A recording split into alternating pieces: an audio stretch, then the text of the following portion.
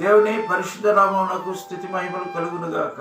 పరిశుద్ధ బైబిల్ గ్రంథమునందు దైవభక్తుల గురించి కొన్ని విషయాలు మనం గమనించినట్లయితే, అసలు దైవభక్తి అంటే ఏమిటి?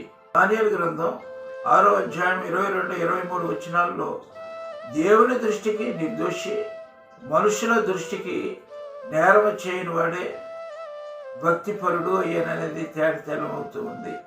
అయితే తిమోతికి రాసిన మొదటి పత్రిక 6వ అధ్యాయము 6వ వచనంలో చూసినప్పుడు సంతుష్టి సహితమైన దైవభక్తి గొప్ప లాభసాధనమై ఉన్నది. కంటెంట్ ఆఫ్ జాయ్, సంతోషంతో కూడినటువంటి విషయమే గొప్ప లాభసాధనం.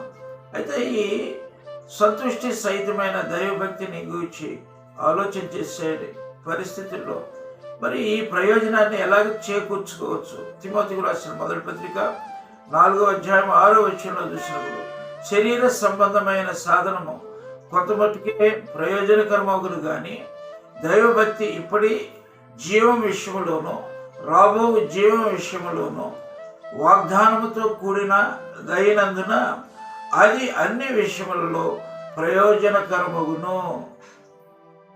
ఆమేన్.